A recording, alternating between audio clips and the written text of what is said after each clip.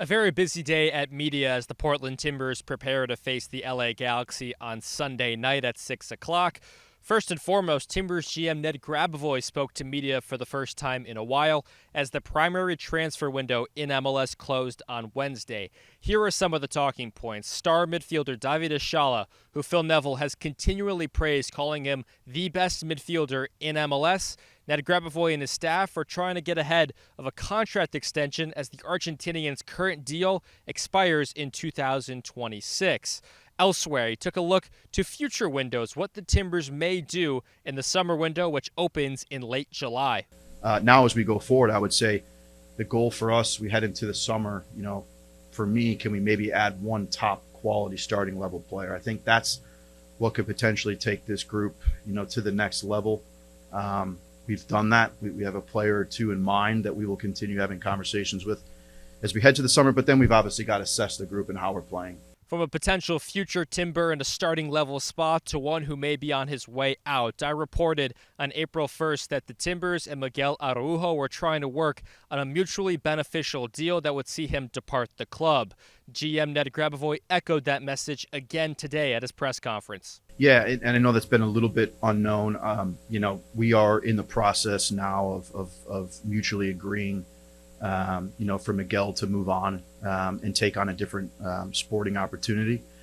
We've tried hard here the last month or two to see that out so that he could hopefully receive the green card, which he's really close to doing as well. But we are in the process of that, and at some point here in the near future, that will be finalized. To the action on Sunday, something I love about Major League Soccer is the parity. One year you can be champions, the next year you can be last place in the entirety of the league. And that's the LA Galaxy's story in 2025. They were off to the worst start by a defending champion in MLS history. Well, we had this with Kansas, and then Kansas won the game before we played them, and that I've got to say that was a bit of a relief, because it becomes a more dangerous game. It becomes a banana skin game. It becomes a game where you don't want to be that team. But LA Galaxy will win games of football. They will be in the playoffs at the end of the season. You know that because they've got quality players. The training session today was open for media eyes, and here's some of what I noticed. In terms of the 11v11 drill, Kevin Kelsey and João Ortiz were starting with the projected 11 on Sunday. That could certainly change. Felipe Mora, of course, a brace last game, has a dang good career record against the LA Galaxy. A goal or an assist every 60 minutes playing against the Southern California side. As for João Ortiz, if he gets the start ahead of Diego Chara, which I predict will happen considering Chara played the full 90 last weekend, it's a big spot for him. And I asked Phil Neville what he does best in midfield. Yeah, well, I think if you look at the game against Austin, there was some really good moments where he broke up play. He carries the ball really well. I think his range of passing is underestimated. That was one thing that we scouted. His range of passing to play through lines and forward. He's different to the midfield players that we've got. And, João's going to play a big part for this football club. We believe in him a lot. And, I think there'll be good opportunities for him in the next month. Omir Fernandez joined from the Colorado Rapids officially a week ago, and while he was not available for selection versus LAFC, he will make the trip down to LA Galaxy and likely start on the bench against the defending champions. Here's what his head coach Phil Neville said about Fernandez.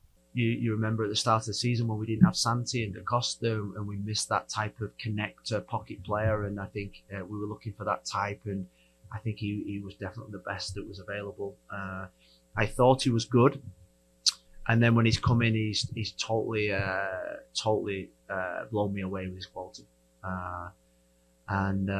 He's going to be a real competitor for a starting 11 place. I've got to say that his quality, his understanding, his character. He knows the MLS. He knows football. He knows positions. He can play in 3 or 4 different positions. I'll have a full interview with Omir Fernandez dropping this weekend, so be sure to keep an eye on that as you get to know the newest Timber a little bit better.